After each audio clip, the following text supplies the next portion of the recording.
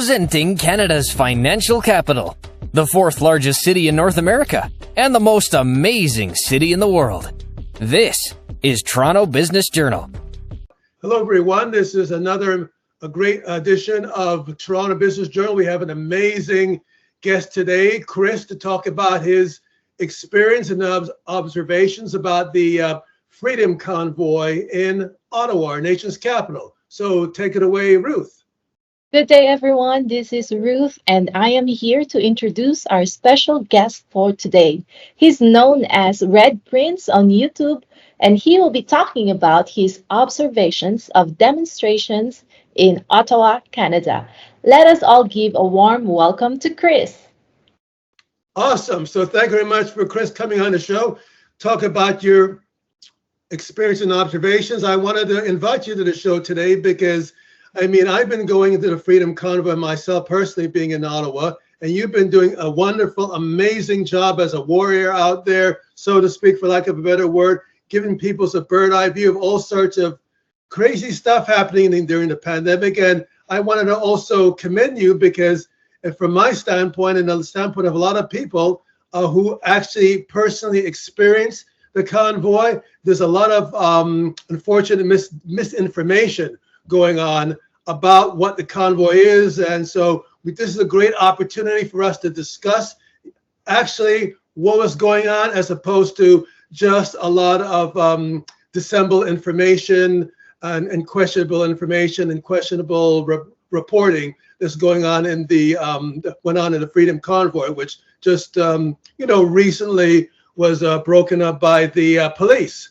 So I just want to get your perspective, my perspective of the convoys that I've went down there, and I saw nothing but positive energy, Canadian flags, people, patriotic people concerned about their future, their country, who just simply want to have an open dialogue with the Prime Minister about concerns they've had about vaccine passports, mandates, and a lot of other things in their mind. At the same time, what I get disturbed about, as not only a Canadian in general, but as a visible minority and a Black Canadian specifically, was when I heard the Prime Minister, in an exchange with a Jewish member of Parliament, and I'm also Jewish, he said that, oh, well, you're just aligning yourself with people in swastikas.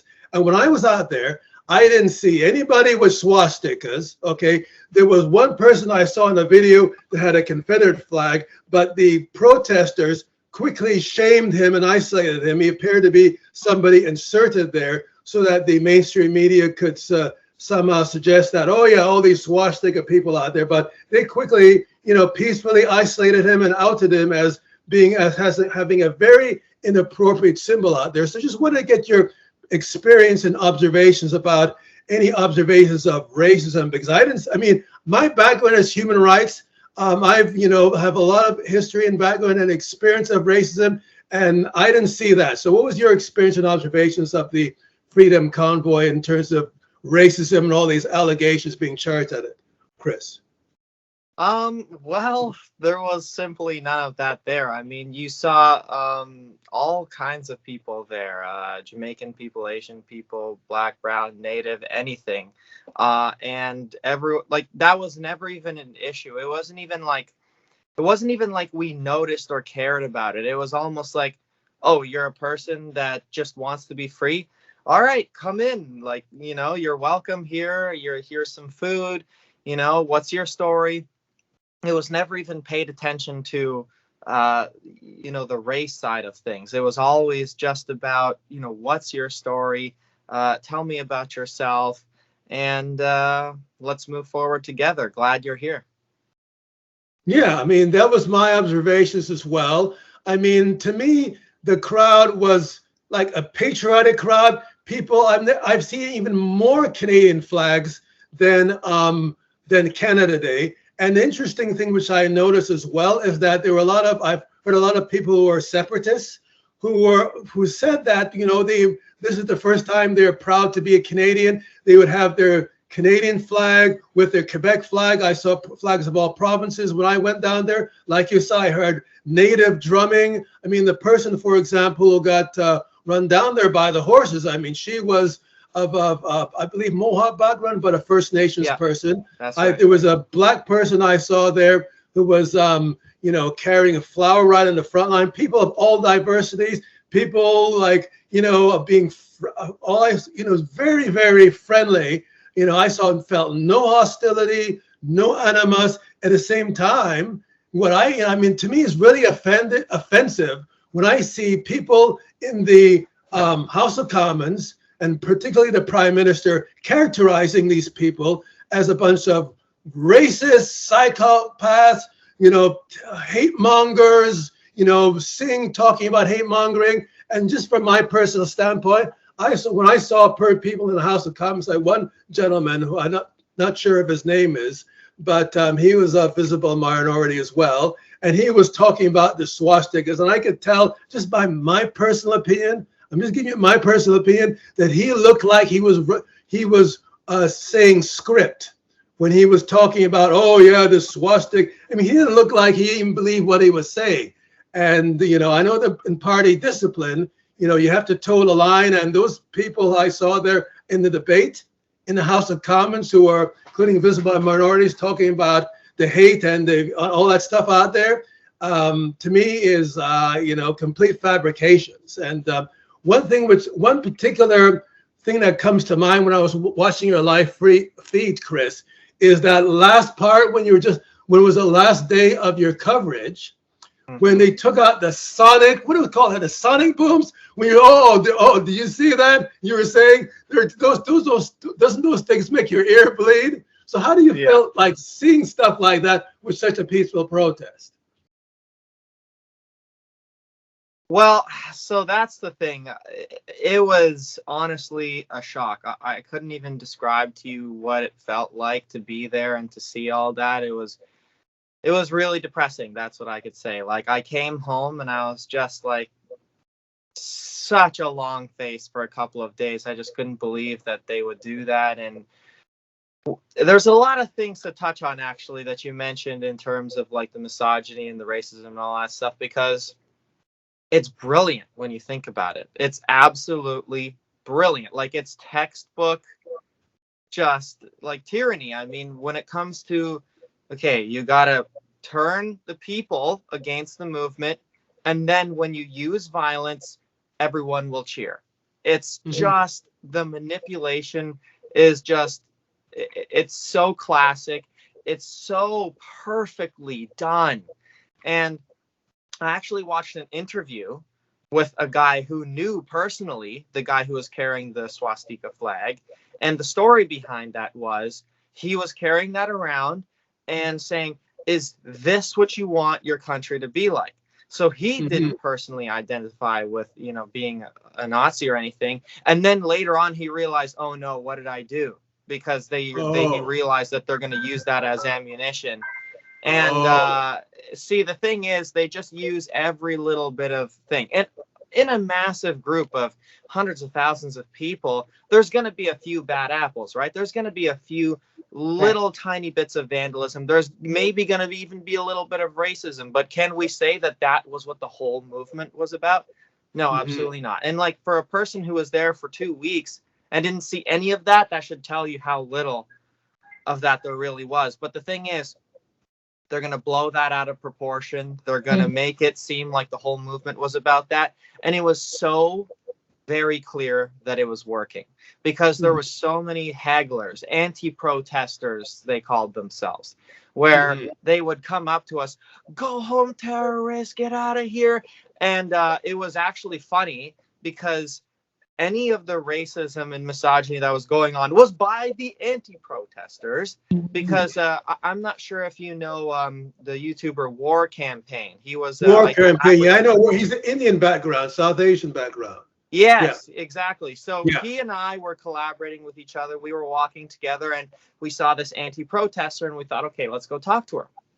And she was there holding up these signs. You could tell that she was angry, and I personally think that she was paid to be there. But she straight up singled him out and said, you're a terrorist.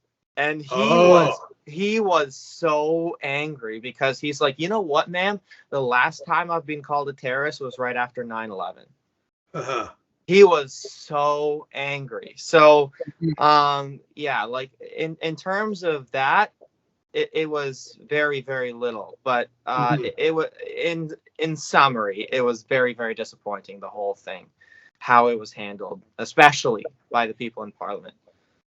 So there's 2 points you made. So the first point is that the particularly salient experience of racism was by someone who was against the demonstrators, who singled out someone who of South Asian background and stereotyped him to be a terrorist, based upon his appearance. So that's, I mean, because there was no experience of just walking in the crowd and say, oh yeah, you're a terrorist, or I'm not going to. It's the anti-protester who's in line with the Trudeau government. Yeah, they're the one who started coming up with the racism, the anti-protester. And the person there with the Nazi flag was just simply trying to warn people that their society could evolve in terms of this symbol, but he wasn't supporting the Nazis. He was just simply there to sort of warn people that this is what their society could become. And it got twisted by some mainstream media presence there as being a supporter of Nazism. That's absolutely right. Yeah. One of the,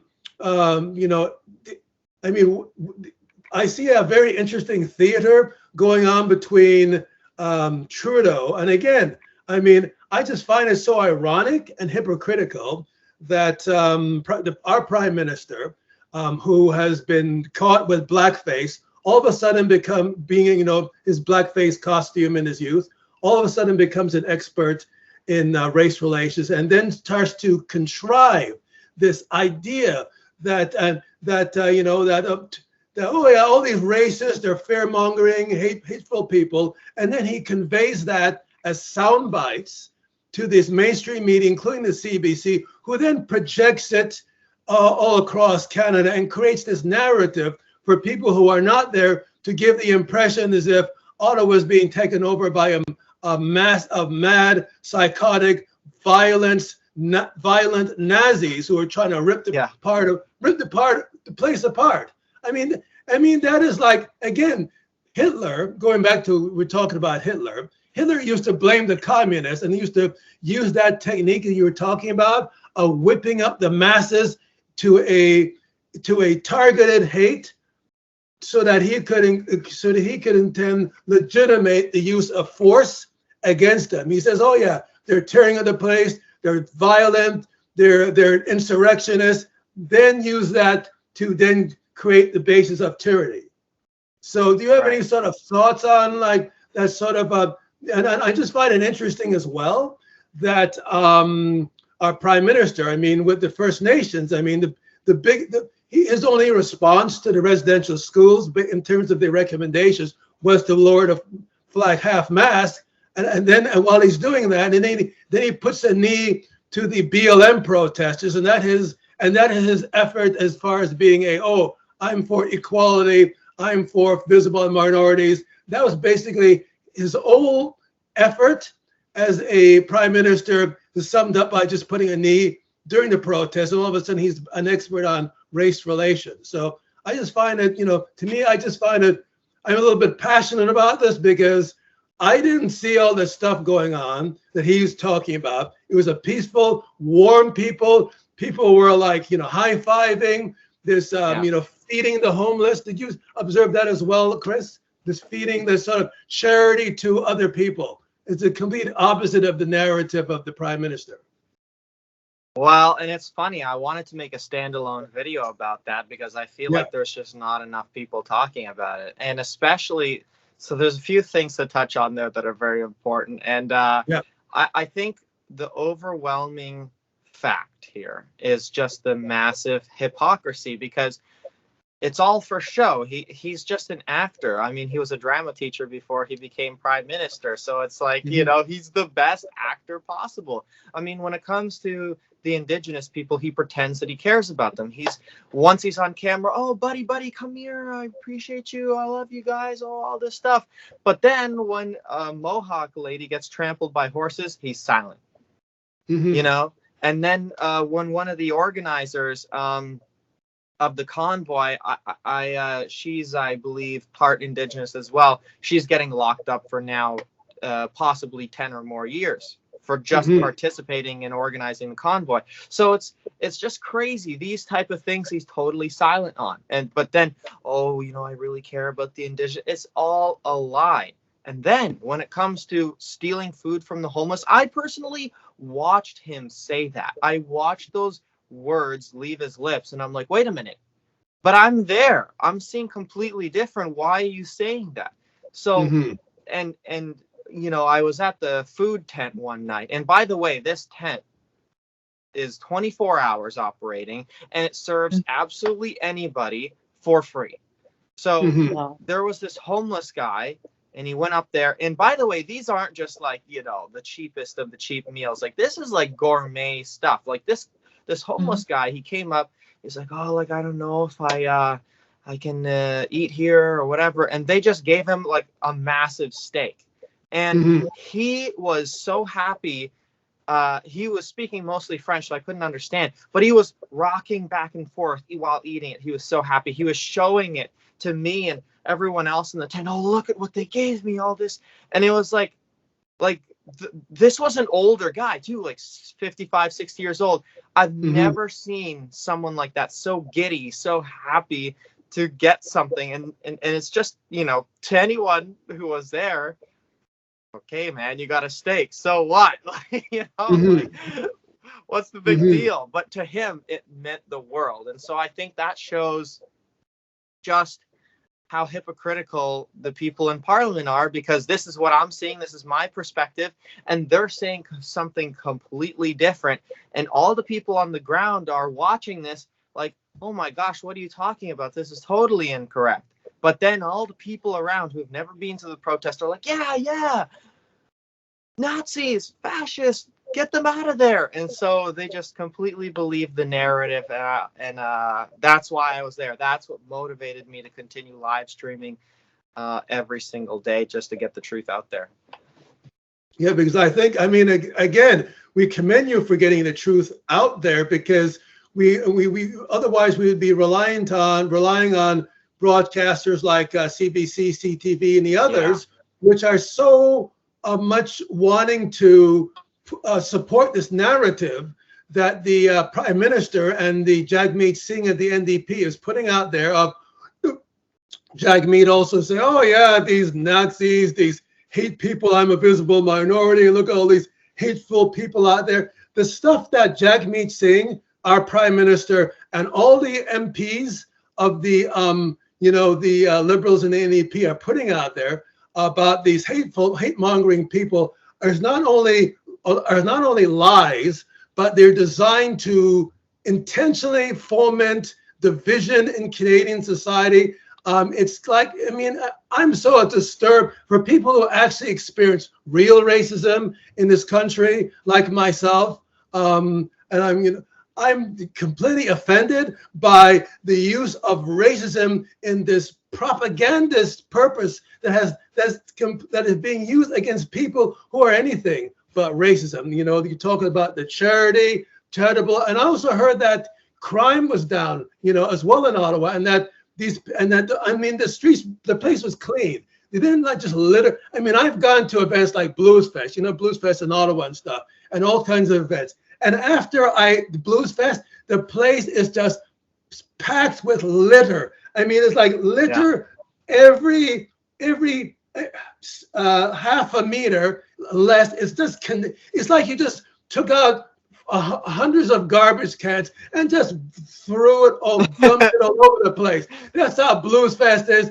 That's how a lot of festivals I've gone to. And in Ottawa, it was completely immaculate. These people, the immaculate. The only mainstream media which seemed to be really trying to get the truth out there is Fox. That's the United States. They were there. They were sincere in talking about hypocrisy of our Prime Minister and talking about the duplicity and all this kind of stuff like that. But aside from Fox, we had to rely on yourself and other live streamers to really get the truth out there. So what other observations in terms of the aside from that the touching story about them, the charity that you have observed with that one particular incident. Is there any sort of incidences that came to mind in terms of that sort of completely contradicted with the narrative that you saw being presented in various media like CBC and CTV? Any sort of points that sort of come to mind which really stand out in terms of your 2 weeks of live streaming?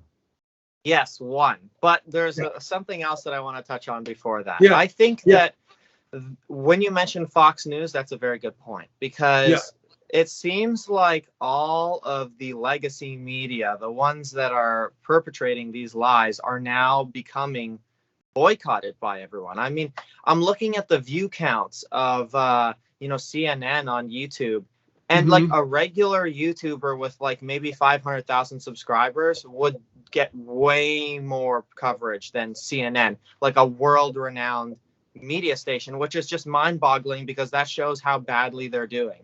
People don't want to listen to them anymore. And when I was there one night streaming, somebody from Fox News, I think it was Sarah Carter, came in, and she was showing people in the crowd how many people were live right at that moment watching them. Can you guys guess how much it was?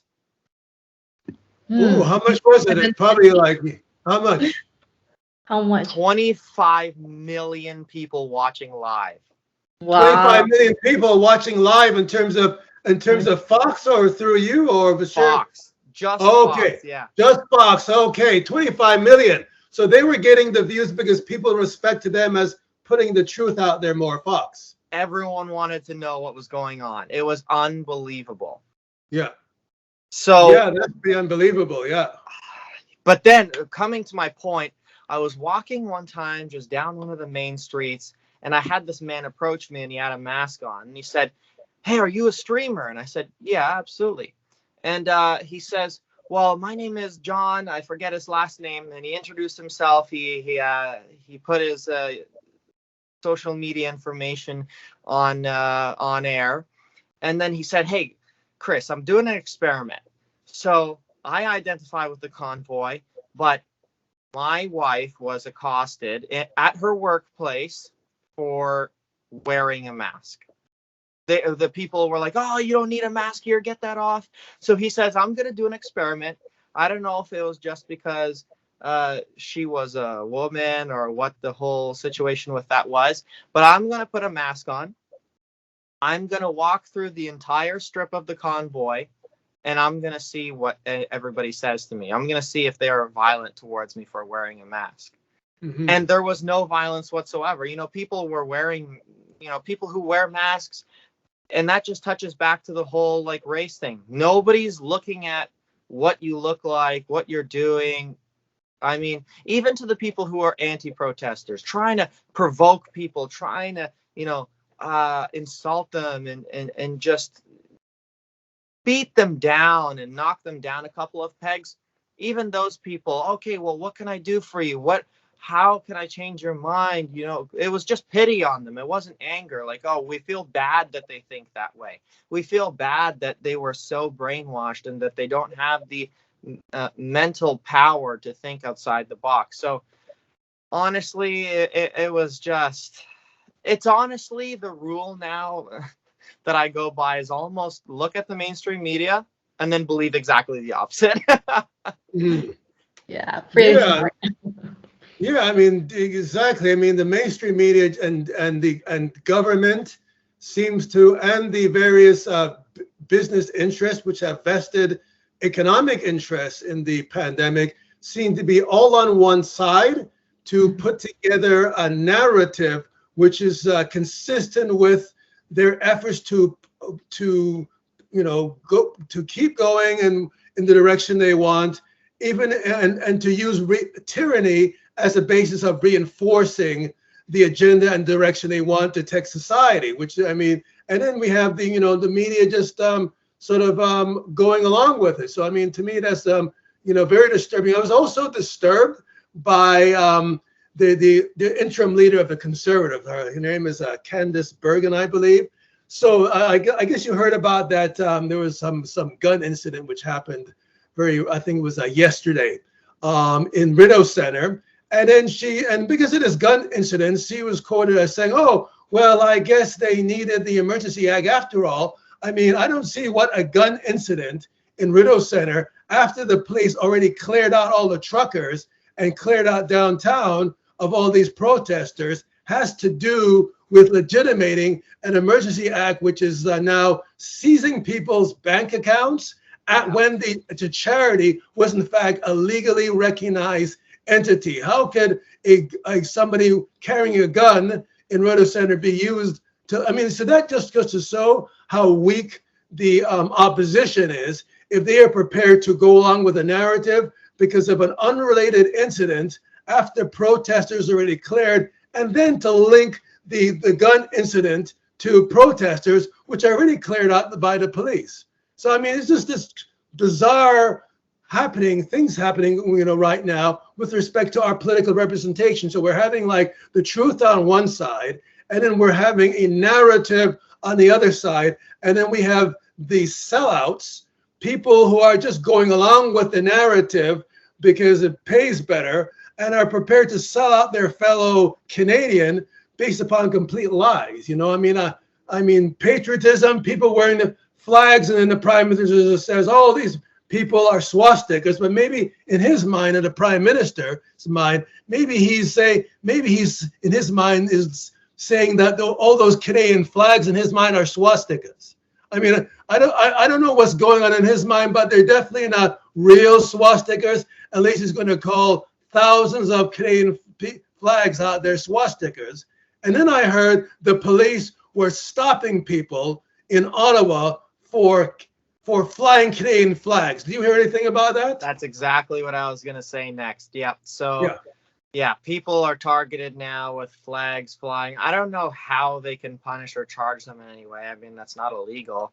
But I did also hear that in other provinces, like in Nova Scotia and New Brunswick, I believe, that they're also doing the same thing, stopping people who are, brandishing these flags. So I don't understand where this world is going in terms of that. But it's just, like, honestly, both the Conservatives, Liberals, NDPs, any political party at this point lost my respect, with the exception of the PPC. They're pretty good, but unfortunately, they're never going to win in a million years, let's face it. And I actually personally talked to somebody who was running as a member of the PPC, and he said he just barely lost by a few votes. If you know him, he's Viva Fry on YouTube. He was honestly telling me he's glad that he didn't win, because he just didn't want to be part of this machine that wouldn't get anything done. He didn't want to be a part of this machine that lies all the time for a living. He didn't want to be a part of any of that. And so he thought that he would have more reach on YouTube, which I agree with. But that just goes to show, for someone who is a lawyer and someone who knows politics intimately, that he's going to say, I don't want to be any part of it. Even if I have a chance of making a positive change, I just don't want any of that. And I think that speaks volumes. And for me personally, I used to be conservative, and I still would call myself, on the right side of things. I'm definitely not middle or left. But would I call myself a conservative now? Probably not, because just everything associated with the Conservatives, they're like, especially with Aaron O'Toole, that, let's be honest, he was just a liberal in a blue coat. So I'm at this point very concerned for, the future of the country, because nobody seems to stand up for what is right.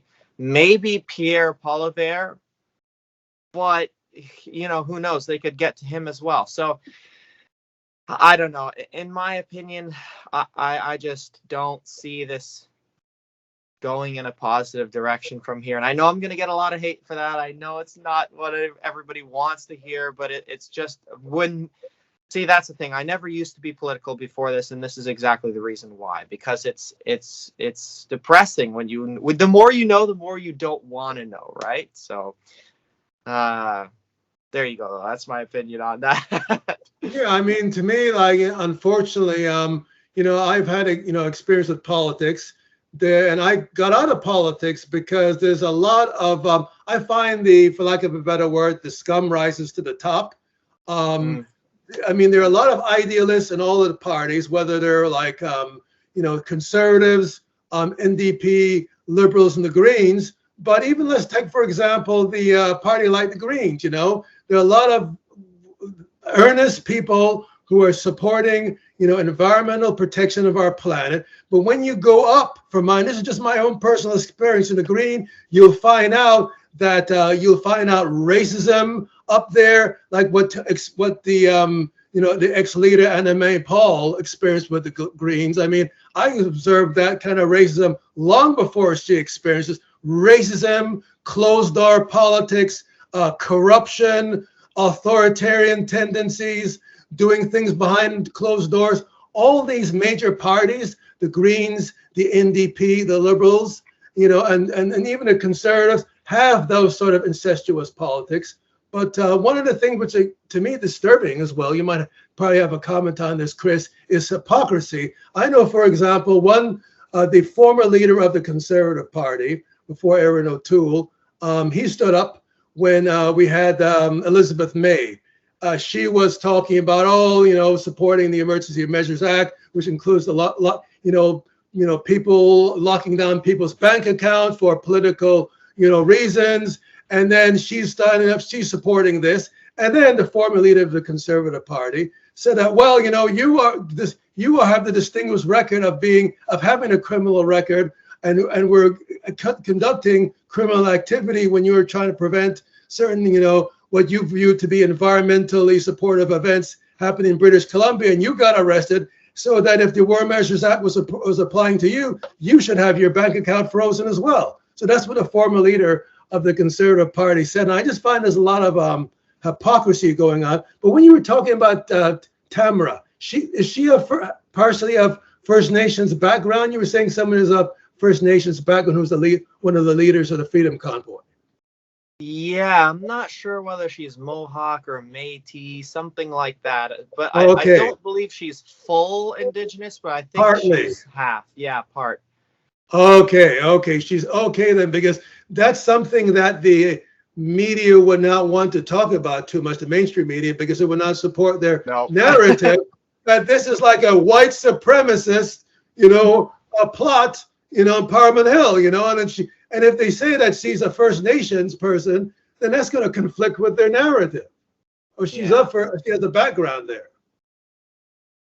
I know, and for me, like, I don't know, the whole racism thing, like, when I hear somebody say, oh, like, you're racist, oh, this person's racist, like, I don't even have a reaction anymore. Like, it's to the point where it's being used so often. It's like the boy who cried wolf. Like, oh, okay, whatever, guys. This person's racist. We know, we've heard that a million times. Okay. Yeah. But, like, at this point, there's no reaction to it. I don't know why the government keeps on using it again and again and again to try and fear people, to alienate people from certain groups. And I was having a lot of people talk to me about the Great Reset, if you guys are familiar with that, and the New World Order. And I kind of went down that rabbit hole. And, they were telling me that from early on, from the 80s, 90s onward, there was this massive push to divide people, and then so it would distract from what's really going on in Parliament. And I think that says a lot, because it's true. I mean, how many ways are we divided today? We're divided based on finances, we're divided based on race, we're divided now even based on medical procedures as far as vaccination, unvaccination. There's a massive tension between that as well. And then there's all these movements like the Antifa, BLM. There's some people who won't even look at you if you don't support BLM, or, if you do support it. It's just crazy. I think the beauty of this movement was that for a moment, even if it was for a very short time, people just forgot about all that. People forgot about, I'm white, black, Indigenous, whatever. We're just people. We're just Canadians. And that was so refreshing, because people for just 3 weeks were able to go back to normal. People were able to interact with each other and talk to each other like there was nothing there. There was no division. There was no anything blocking them from just making those close connections. And it was interesting. I was actually talking to a friend I made at the Convoy last night, an older gentleman, and he was telling me, well, Chris, don't you know why they say 6 feet apart, social distancing? Because when you stay 6 feet or more apart, you can't make that connection with the body language, and you can't make that connection with your hearts and with your minds, and you can't be close with somebody and intimate with somebody. So it just prevents that from happening. And I thought, that's really interesting, because this whole pandemic has affected mental health so much. People not being able to be connected and interacting with each other in the way that they were meant to. You can't even see people's smiles anymore. So I just think that a lot of people were having this convoy as their last hope, and it was immensely disappointed. Even though it didn't personally affect me, I'm not massively financially affected if this convoy fails, but I could just feel for the people that this was their last hope, and they got that completely taken away from them. Were you going to see, wanted to make a comment, Ruth, about mental health, or a question, Ruth? Yeah, definitely. The pandemic has pushed a lot of people to isolation, and then it comes with own plethora of problems that comes with it, and just the connection is just lost. Even families divided, all of that. I really agree to Chris's point of, how we are basically being divided, and just I think I if we just focus on the problems that we have, or forget all about the division, then we will have more time to solve our problems, like world hunger and Yeah. things like that. It's an amazing thing that you were in this convoy, and I guess I wish we were there, right? Right. To Well, see I it. was there. I was there You personally. were there, right? Yeah, I was there, and in Ottawa, and to me, I mean, there was a lot of people who, there was one, I believe, member of Parliament, which said, "Oh, this is like Canada Day," and they were like criticizing her. "Oh, how can it be like Canada Day when these are like racist, psychotic, terrorists and stuff like that?" I mean, it was not only like Canada Day. I'm speaking as someone a black Canadian who is completely offended by these people who are trying to misappropriate what racism is. But I went out there, and to me, it's like better than Canada Day, because the reason I say that is that when I go to Canada Day, it had the crowds of Canada Day and stuff, and had the flags of Canada Day, but it was better than a Canada Day energy, because there was truly a connected common purpose, more than simply being this what has become an abstract idea of, oh yeah, we're Canadian, we're celebrating Canada Day, and we're just sort of walking ahead. There was actually people who were making eye connection, which had a genuine affinity to people and a sense of social responsibility, to the extent to which they not only, as you mentioned, Chris, helped the homeless people, a homeless person, and reached out and make sure that they kept the place clean, and togetherness, as sort of a looking out for each other, which was so transcending that it actually dropped the crime rate in Ottawa. And I mean, that gunplay that person with a gun walking in Rideau Center, that was after the convoy energy. So Candice Bergen talking about that having to do with the, to legitimate anything about the War Measures Act, is absolutely and completely irresponsible and a hideous misrepresentation. But I'm just saying that was like people, and I'm just find it shocking. And then we have this person, for example, I'm walking down the street, and there's this trucker, and they're laughing, everybody's smiling, right? And there's this guy there, right? He's like again, he's against the protesters, and he like gives them the finger like this, again, and then the convoy people, they just kind of smile at him, and they didn't hack with him with any kind of hostility. They could have given him the finger too, but he just kind of smiled like this, and then he giving him the finger like that. So to me, the mean-spiritedness was came from those sort of the anti-protesters, the people against the convoy, was just simply kind of made up stories.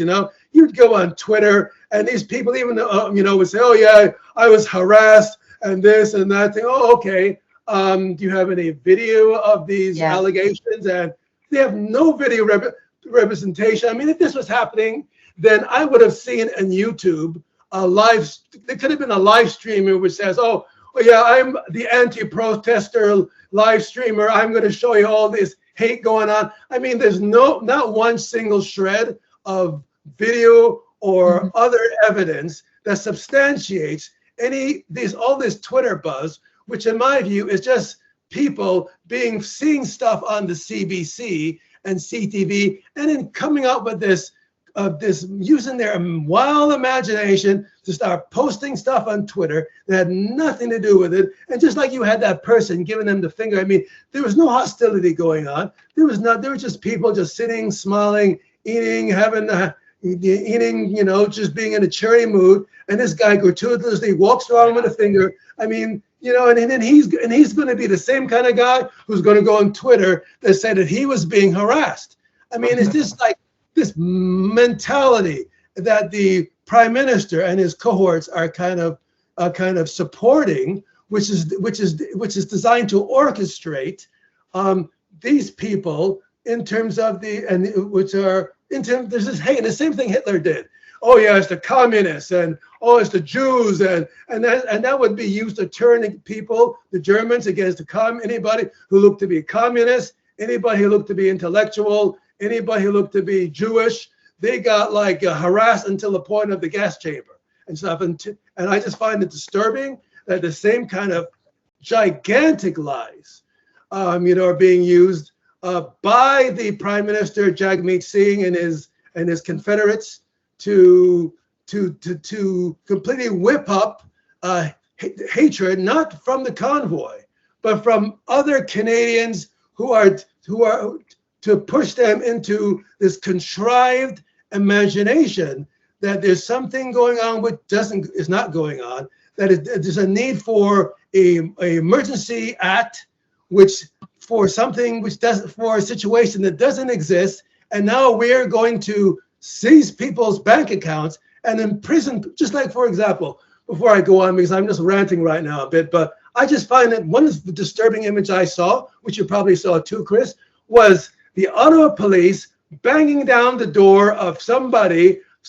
small business person who was feeding the truckers, and all of a sudden he should be arrested simply for feeding trucker and simply for trying to run his business and try to keep afloat during the pandemic, and he's all of a sudden going to be arrested. And then you have the Ottawa police putting out these hypocritical messages. Oh, well, we've cleared out the unlawful assembly, so you can now patronize the businesses. Yeah, patronize the businesses and not feeding the truckers and other people. So I just find it so shocking going on. I just wondering if you have any thoughts on that, Chris, in terms of hypocrisy and that's feeding truckers. You're going to be locked up. Supporting, giving a $25 donation to a charity that was legal. You're going to ex post facto and says, okay, it was legal at that time, but we've made it illegal now. Now, anybody who supported that before we made it legal, we're going to now freeze their bank accounts. I mean, how is that consistent with the rule of law? So it's just wondering if you have any sort of any additional thoughts about my sort of rant I'm going on here with. Quite a few. Yeah. So first of all, I think that this was all perpetrated by the people in Parliament, as well with the whole closure of the businesses, because there was really no reason that they had to be closed. I'm not sure what sort of letter or threat they got to say that they should be closed, but there was no reason to. I mean, there was a couple businesses on the main strip there that remained open, and they made a killing. And that's what capitalism is all about. If you're going to do what is necessary to make money, you're going to be rewarded for it. And they should have been. Absolutely. like, there's no reason to be closed. Oh, well, there's the violence going on. Well, no, there was not a single window broken. Nobody got harassed. Nothing in terms of business owners.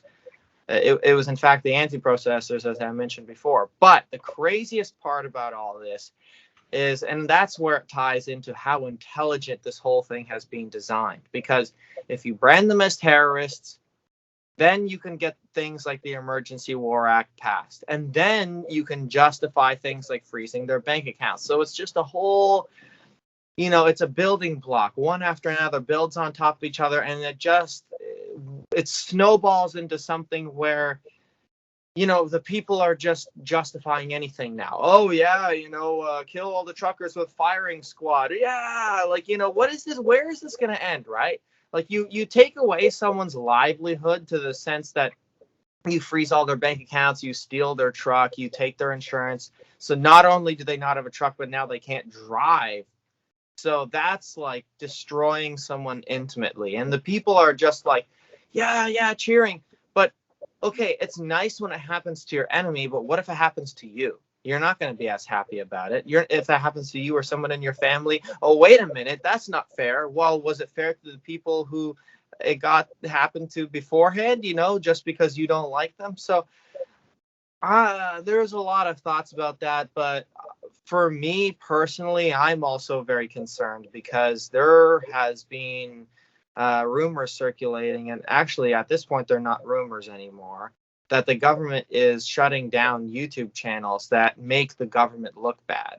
So people who have like videos of, the trampling with the horses, people who have videos of, certain things that happened in the House of Commons, and, with the riot police, maybe pepper spraying people, they just contact them at random. Okay, you're going to take down your videos voluntarily, or we're going to delete your YouTube channel. And for anyone who knows, Mr. Sunshine Baby on YouTube, he's got maybe like 225,000 subscribers, and he was posting constantly about this. He posted a video basically saying, yeah, I got a call from the government, and they did not give me a choice but to delete these videos. And I don't know exactly what he was said or what kind of threats he was told to take them down. But now he has basically 3 videos up that are deemed, I guess, worthy of remaining up there.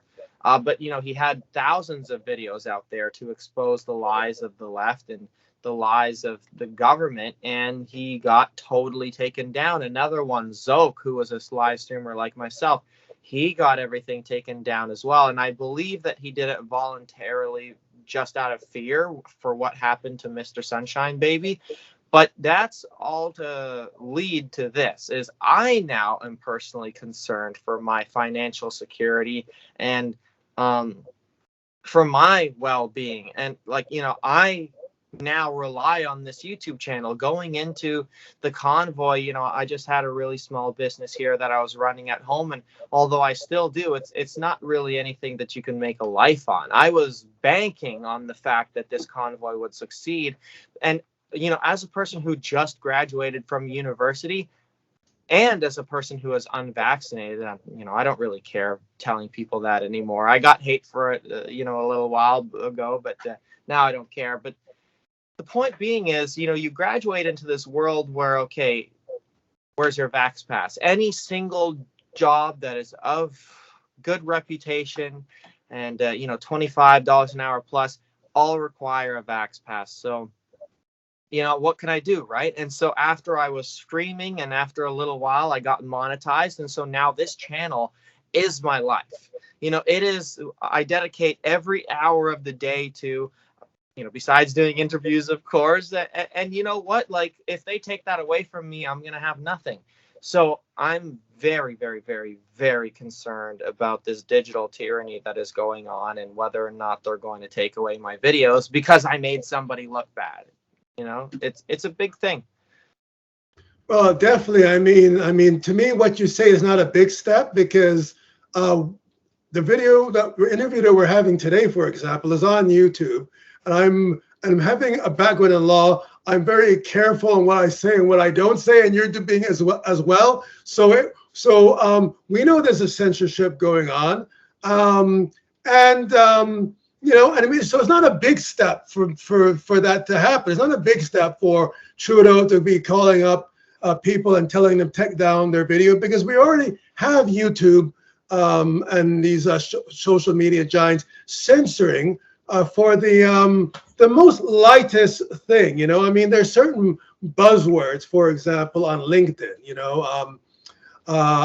If you use the term apparently National Socialism on LinkedIn, you will get dinged for bullying. They don't like you using the term National Socialism, because National Socialism is basically what's happening right now. There's a lot of people calling it communist, but it's not communist. I mean, classical communism was not concerned about coercion. I mean, what we have in China, people call it communist, but it's not communism, it's Maoism.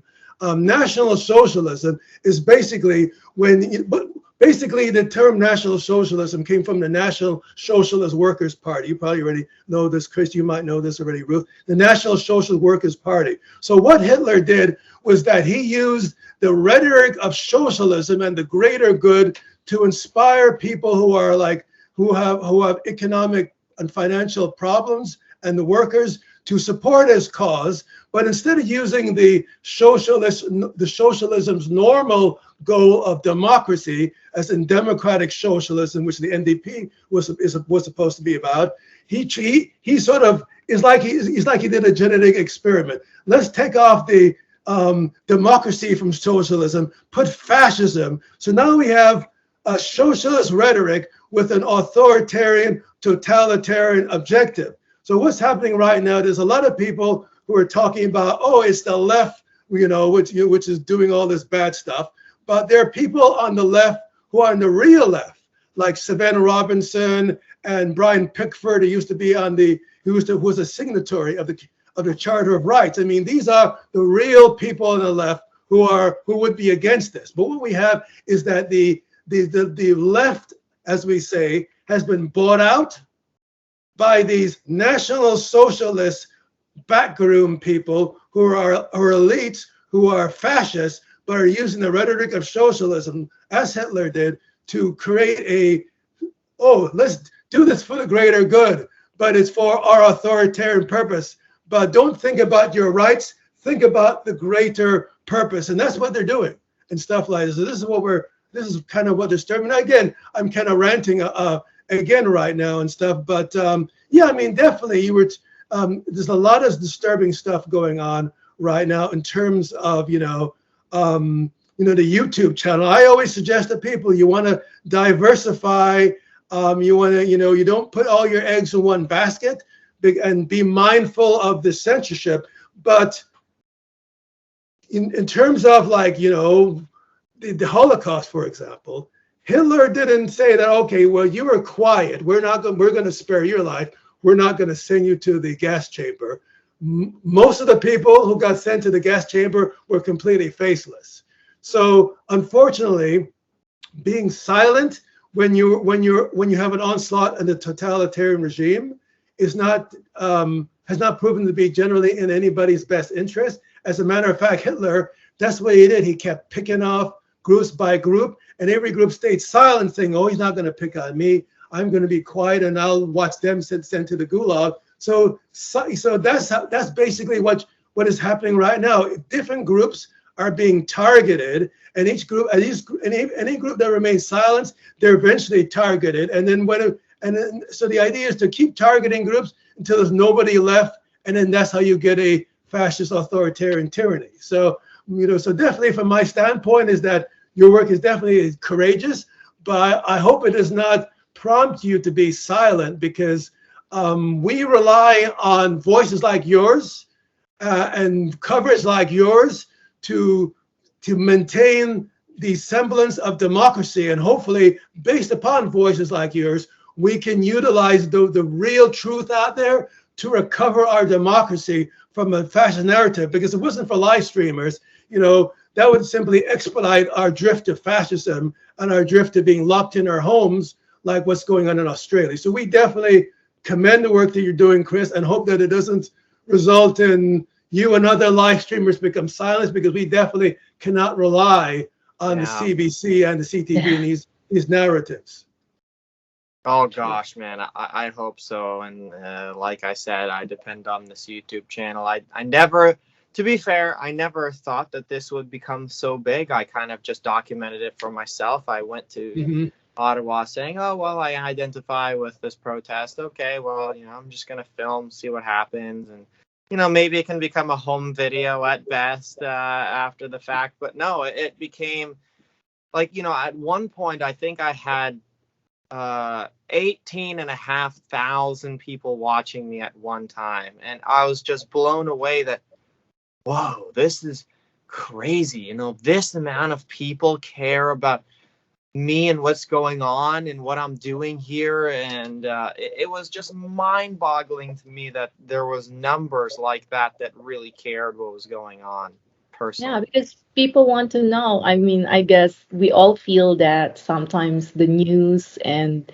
the mainstream is like, there's just something wrong with it. We just can't pinpoint it. So the rise of YouTubers and live streamers like you really give a good service to people who's wanting to know the truth. That's what I think. So thank you for doing what you do. I appreciate that. I appreciate that, Ruth. But I think you made a great point, Chris, about the businesses staying open, because when I was, going in downtown Ottawa, I noticed that the businesses were open, whether they were supermarkets, convenience stores, food places, they were all doing great business. And again, there was no violence. There was no reason why anybody to close. I mean, we didn't have a Portland situation. And again, those stuff that were violence were taking place in the United States, where we have the looting and where we have all this crazy stuff, those are all connected to BLM and Antifa. And then the prime minister is kneeling with BLM, on Parliament Hill, while at the same time denouncing violence and violence in general, and then making up stories of violence taking place in Ottawa. So, I mean, it's just shocking that he's saying that, oh, I have no problem with being in protest in causes and values I align with. And he's at BLM. BLM is in turn linked to, police reports of looting and violence. And then so what's that mean? Does that mean he's legitimating the violence? I mean, what happens, what about that? I mean, so again, when I was in downtown Ottawa, the businesses were doing well that were open. There was no reason to close. There was absolutely no violence. There was no violence. People it was clean. I mean, to me, downtown Ottawa, I mean, to me, lacks a lot of time cleanliness. To me, I find being a Torontonian, I find downtown Toronto a lot cleaner than Ottawa. So the fact that we had these protesters in such a huge event, keeping the place immaculate, and there was no reason to close down. I mean, I don't understand why even Rideau Center was closed. I mean, there's no violence taking place. And the only crazy stuff happened when they were cleared out and there was somebody walking around with a gun. I mean, all the businesses that were open were like, we did well that I saw. There was no threats against them. There was no issues going on that caused them to be closed down. And yet, why were they closed? I mean, if they want to close on their own volition, that's fine, but it should not be blamed on protesters, which had nothing to do with any allegations of violence that the prime minister and Jagmeet Singh and all these people are trying to allege. Well, yeah, you're exactly right about that. And it was, I saw this coming for quite some time, actually, and I'll tell you why. Because for things like BLM and Antifa and all this stuff, the key and the difference with them is that the people support it. And I think the reason for that is because they have deep pockets, they have deep connections like George Soros and all these others. And the media covers them in a positive way. I think that's a huge difference. The mainstream media covers them in a way that favors them, even though they're violent. And so I think the reason that they are violent is because they know that they can get away with it. So it's complicated to explain. But when I was on the streets, and when I was hearing rumors and reports of people saying, oh yeah, the conservatives now denounce the movement as well. Yeah, okay, we heard your point, whatever, but it's time to leave. I thought, wait a minute, like, no, this is not right. If now both the Liberals and the NDP denounce it, which wasn't surprising, but then the Conservatives also denounce it, then that's a problem. Because then when all three of the major political parties denounce it, then the people are going to think, okay, well, nobody supports this thing. Okay, well, it must be true that they're terrorists. And so even more people are going to buy into this narrative that they really are violent. They really are bad people.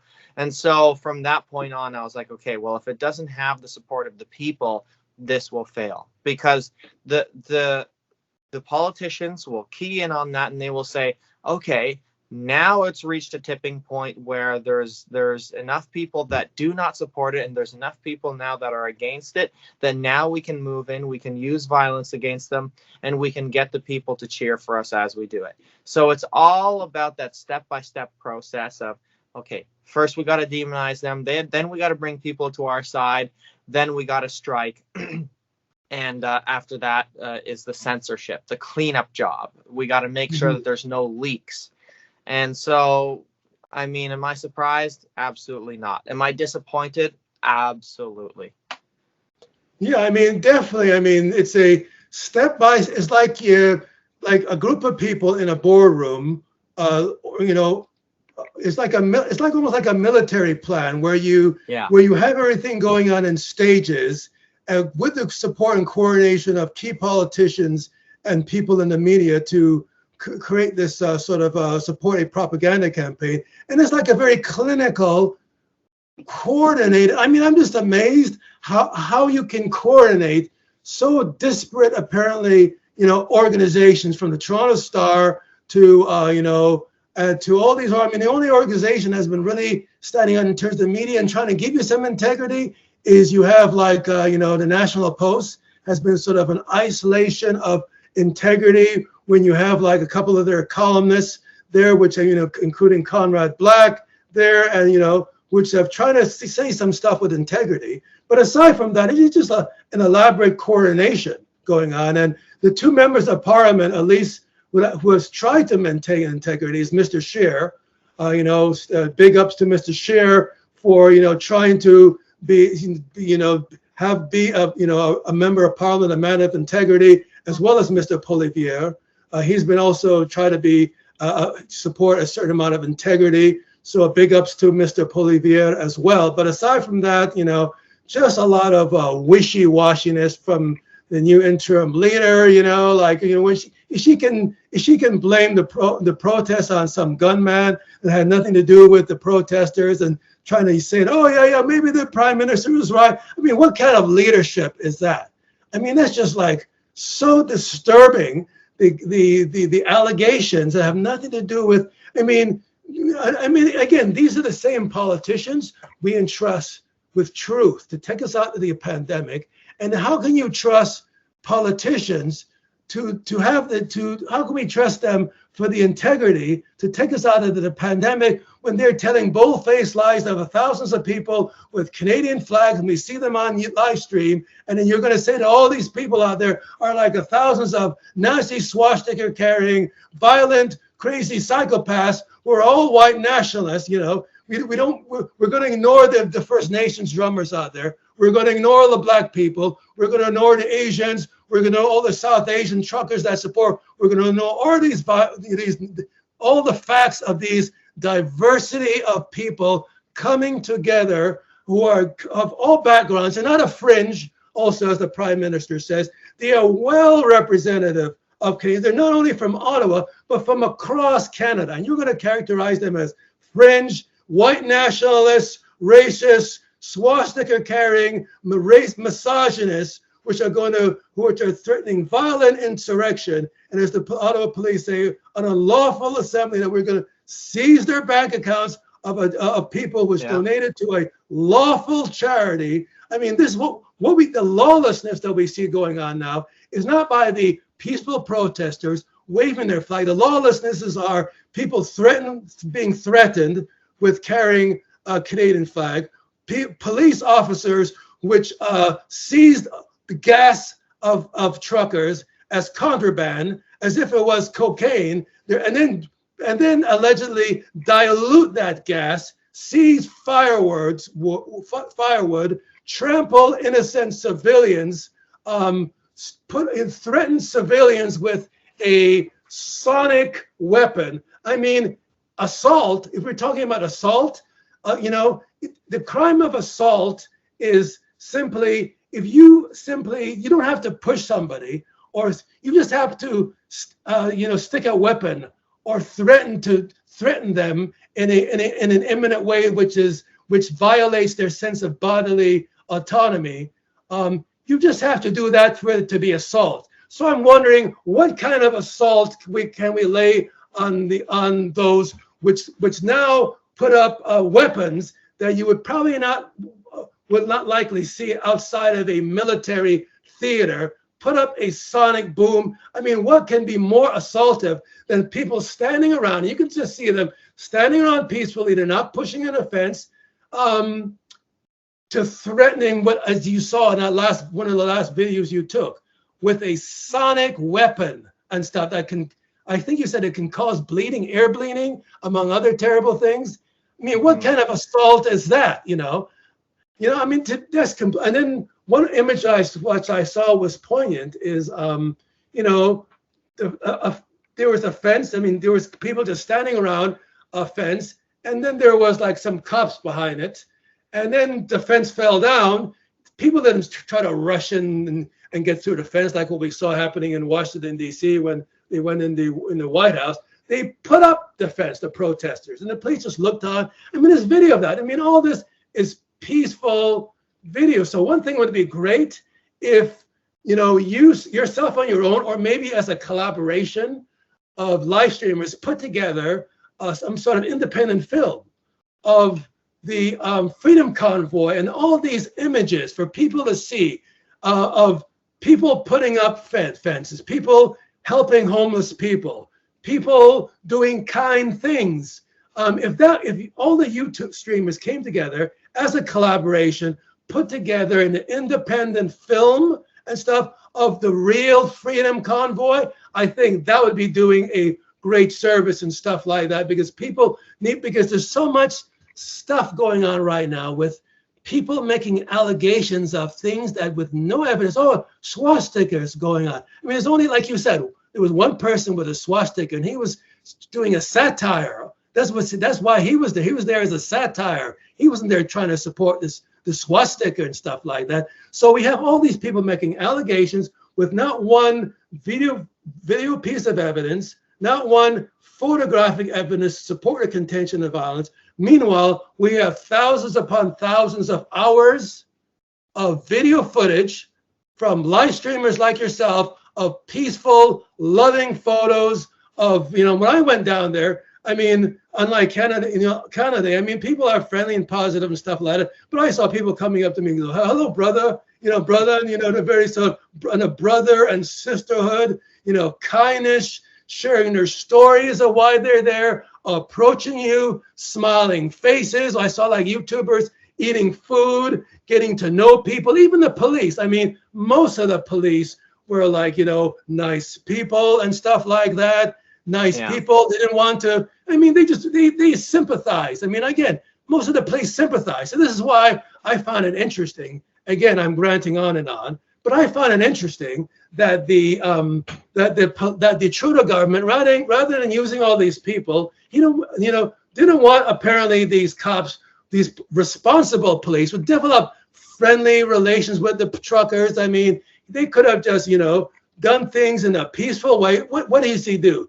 He brings together people who are not from the community, from across Canada, particularly those Sûreté de Québec green uniform paramilitary people and stuff. And then he no badge number. So if anybody assaults you, you can't identify them. So anytime a police takes away their badge number, they effectively become a secret police and stuff like that. I mean, that's like Stasi tactics. So, I mean, I mean, that is like the tearing away of, so there's no accountability there. Police remove their badges. They're from jurisdictions outside of the city, and stuff like that. I mean, it's a deliberate attempt and it's like people I don't know what you heard, Chris, but I heard some allegations of that these people these police were apparently handpicked to do various operations, which were not very kind, to contrast with the very nice police that we saw there, which were trying to be decent. I mean, I saw very cordial reactions with the police. I mean, police saying, okay, could you please move your truck so that we can get emergency vehicles and stuff like that. I mean, that's very kind, responsible action. Like I said, most of the police were nice, but there were certain agent provocateur cops that seemed to be there up to no good, like those particular officers, whoever they were from, trying to knock down and accost a business person, trying to simply serve food and trying to stay afloat. They were going to arrest him and stuff like that. I mean, do you have any sort of comments or thoughts about that?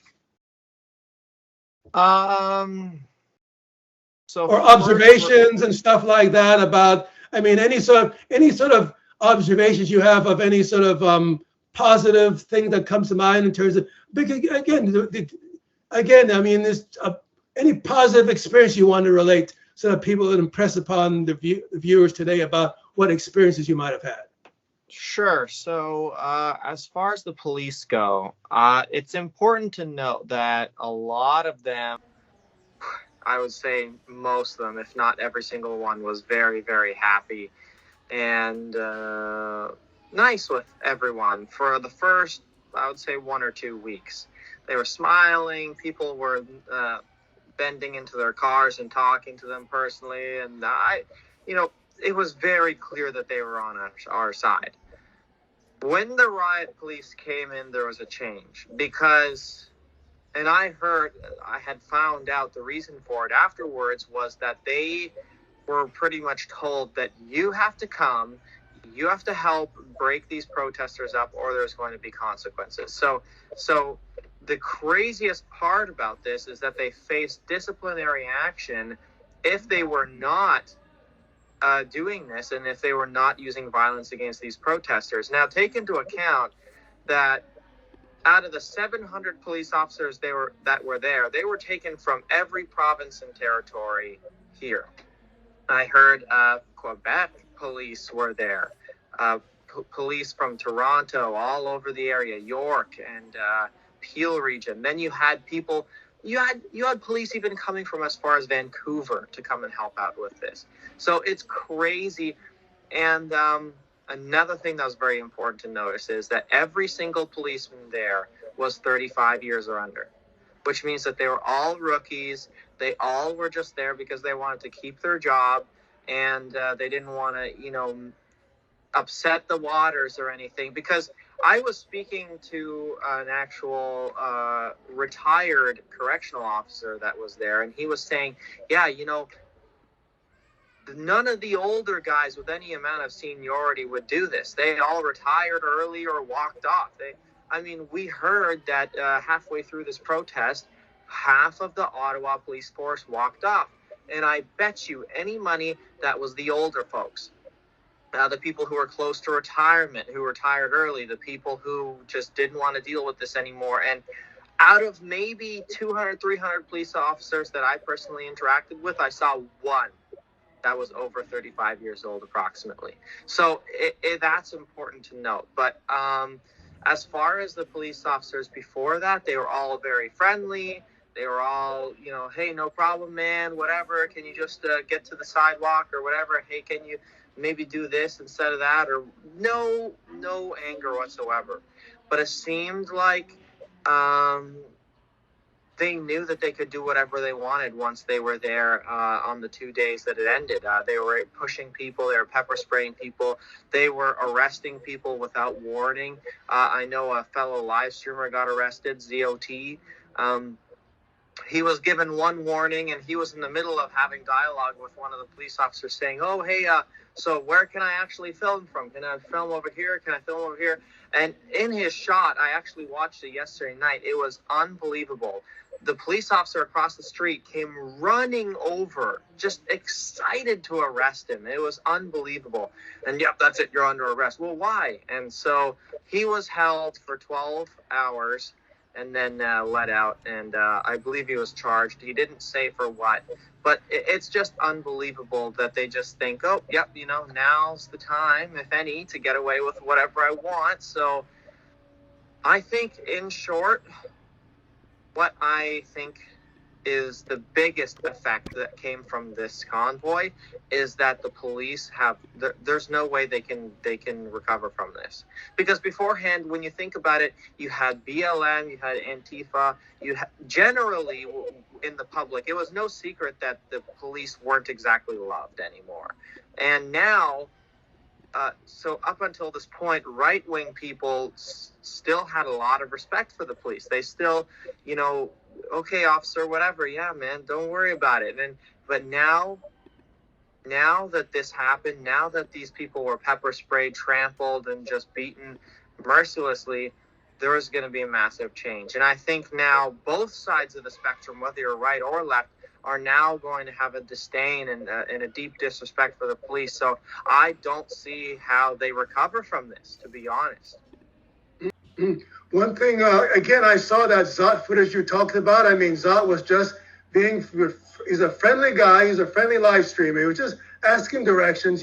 He was in one particular police officer he asked, and then all of a sudden, like you said, someone kept charging him like he recognized him, because I believe Zot's footage has been used by, I believe he was saying, Fox, and maybe, and I'm sure people, they identify Zod on Fox, so I'm sure he's pretty well known, by name. So it's like, oh yeah, that's the guy. Let's arrest him. You know what I mean? That's my personal opinion. What I saw going on there, a sort of a just like when you start in countries like, like authoritarian regimes like Russia and so forth, you have people being arrested for political motivations and not anything else. I mean, he was being friendly. He's not being any violence. And all of a sudden, you're just going to arrest somebody and charge somebody for just sort of, standing there and asking directions. With that said, there's one quick point I also wanted to make. When this whole like emergency measures started, and from my personal experience as well, I mean, one police force, which from my experience, being a minority and my observing things, I mean, the Ontario Provincial Police, in my view, has been, in general, from my observations, a relatively ethical police force. They are to this date, from my experience, very professional. I noticed that when all this crazy stuff was going on there, I could not identify the OPP having anything to do with this. So I just found it very interesting, at least from what I saw. I saw these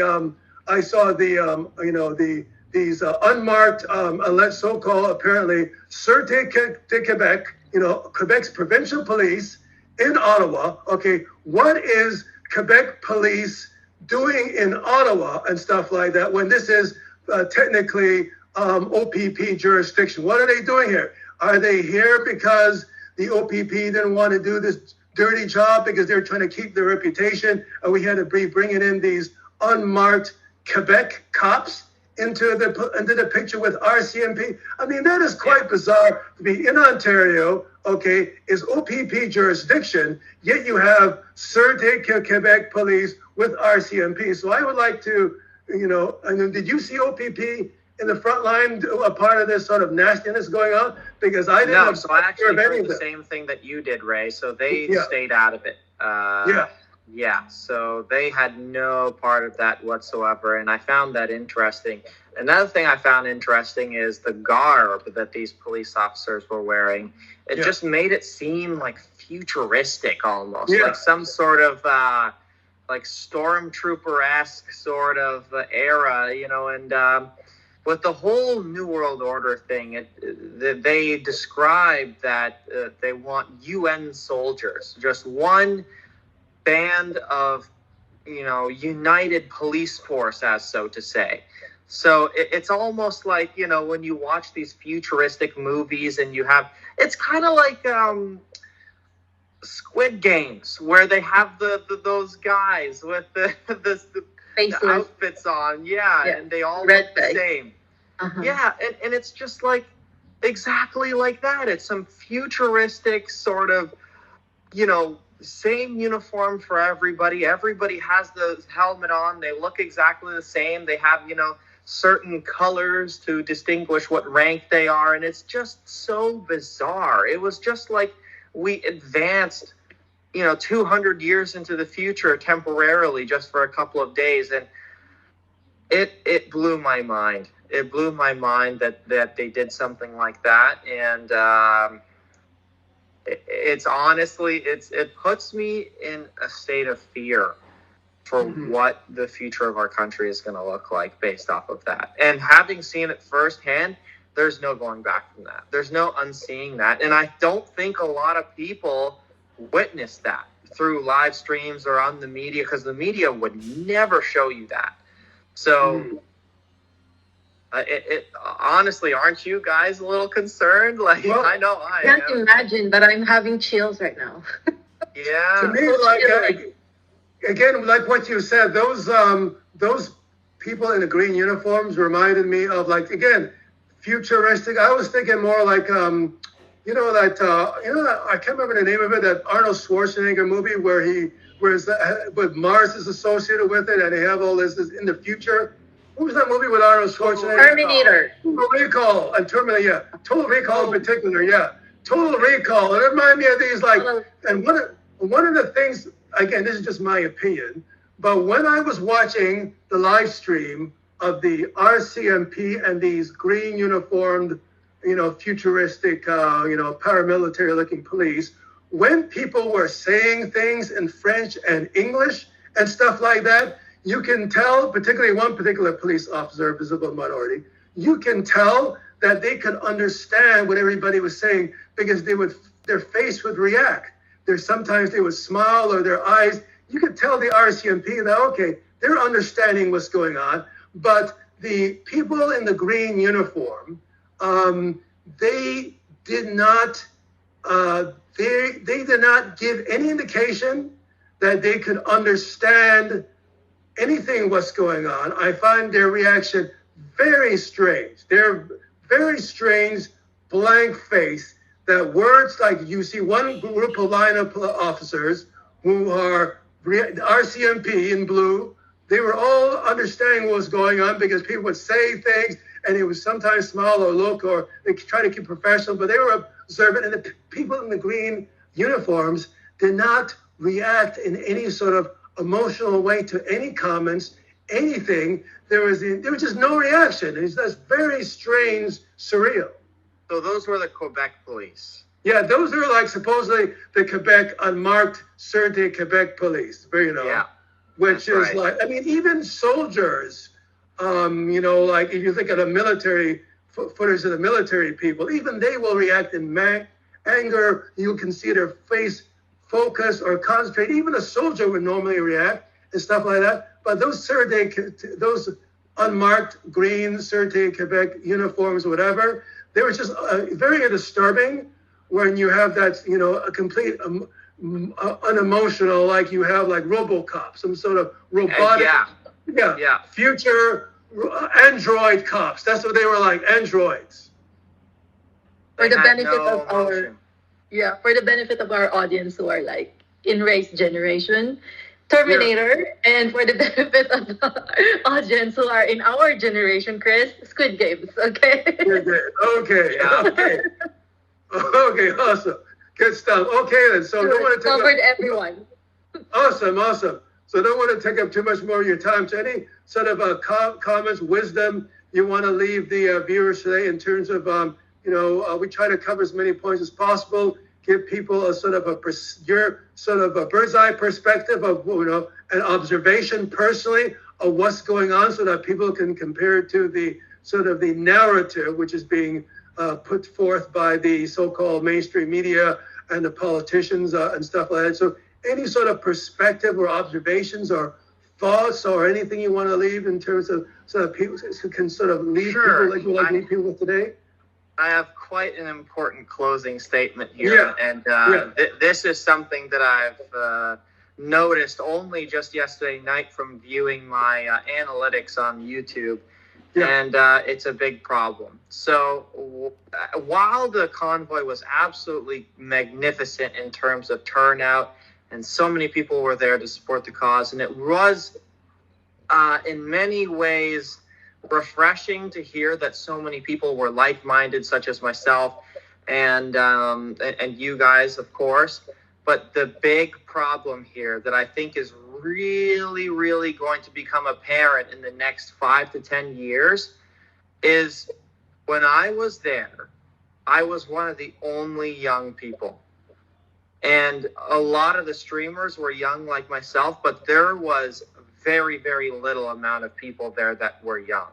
And so that's great that we have all these people who are of the older generation, maybe 40 to 60 plus, that think outside the box. But the young people is the future. The young people are going to be the ones who carry the flame onwards and continue the fight. And it was really mind-boggling to me, because when I was looking at my analytics last night, less than 1% of people who watch my videos are 20 or below. Less than 1%. Mm-hmm. And from 20 to 30, it's maybe like 3%.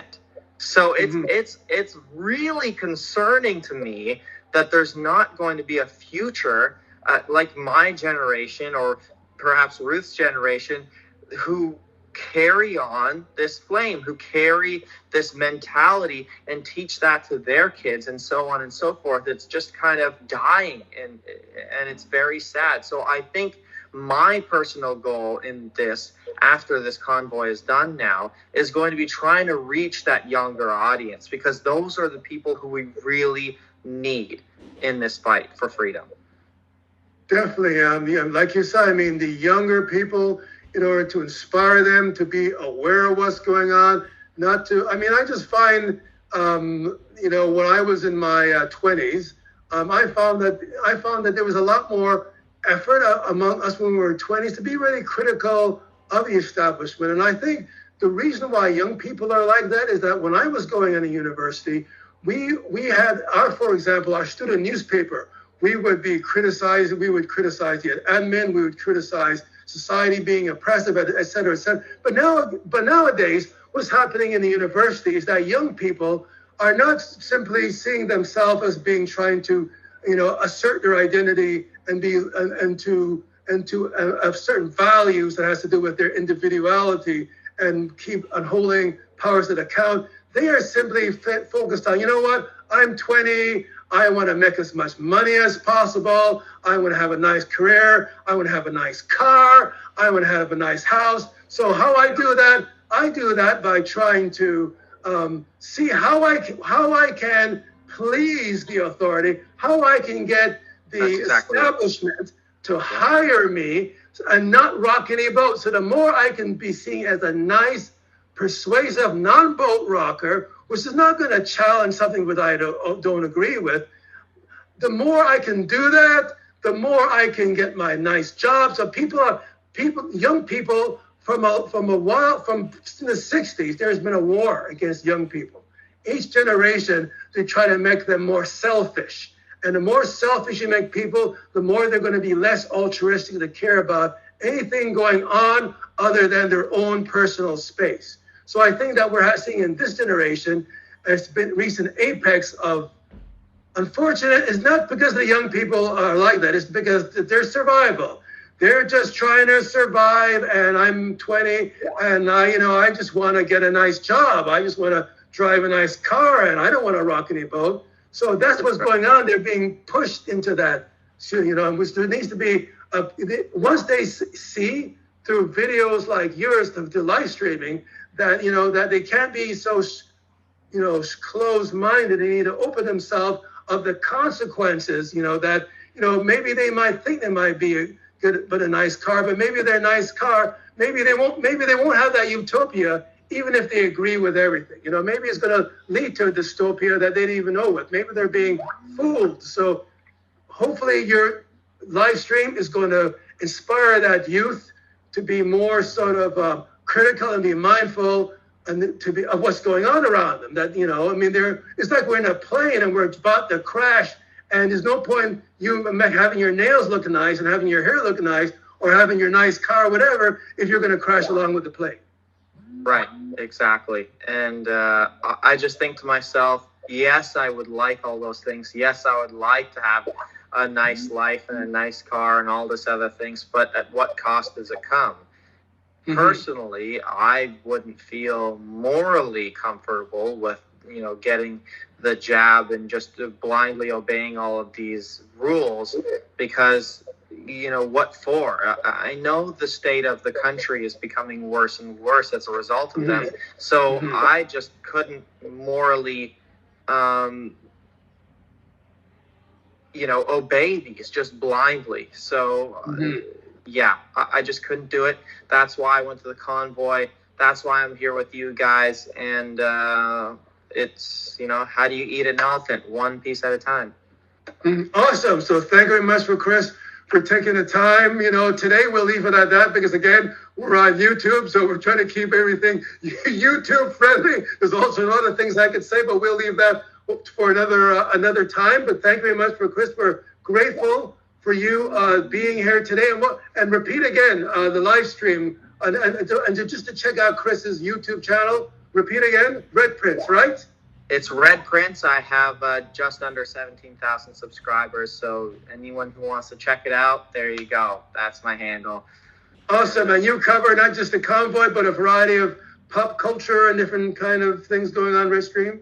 No, actually, I was a storyteller beforehand. But okay. I think what I'm going to do is amalgamate both of those, and I'm going to maybe cover slightly political topics and just, you know, tell stories of things who people, you know, might not have known happened, you know, certain historical events. Talking to one of my friends at the convoy, he gave me a few dates to talk about, and so I'm going to investigate those, and, you know, there's going to be more videos to come. I'm posting highlights every day, and, you know, there's more content to come all the time. You know, I'm not just going to be live streaming and then boom, the channel's dead, you know. Okay, we don't want that. We don't want that. We can't get enough of you. We want to keep seeing some fresh content on there. Now that you've kind of wet our lips a little bit, we want to keep, you know, seeing what you have, what's going on with Red Prince, what's going on with Chris. We want to see more and more of you. Exactly, and that's the thing. So I'm just posting these highlights now because I figure, well, you know, people might not have the time to watch a 2 to 3 hour live stream. So I want to engage that younger audience as much as possible to, you know, post those 2 to 8 minute clips there, just so that, you know, the people who don't have time to watch those longer clips, oh, okay, this is the important thing that happened this hour. This is the important thing that happened on this day. Oh, cool, let me check that out. And that's what my mission is at this point. And then once that comes to a head there and I complete all of that, then I'm going to go to my next mission and continue pumping out more quality content videos with the more original content. That's awesome stuff. Anything to say, Ruth? Well, I was very touched with his message for the youth. That was a very well thought of message. And we are rooting for you. We're here to support you. And we can't wait. What other things can you come up with for them? You know? Oh, yeah. It's nonstop, baby. Here we go. It's just the starting point. Awesome. So thank you very much. Thank you very much to you, Chris, once again, Red Prince, a.k.a. and you know, Ruth, for being here today for another edition of Toronto Business Journal. And thank you very much for our viewers for watching us. And we look forward to seeing more of you, Chris. Thank you very much. Awesome. Thank you, guys. I appreciate you guys so much. Okay. Have a wonderful day. Thank you. You too. Bye, guys. Awesome.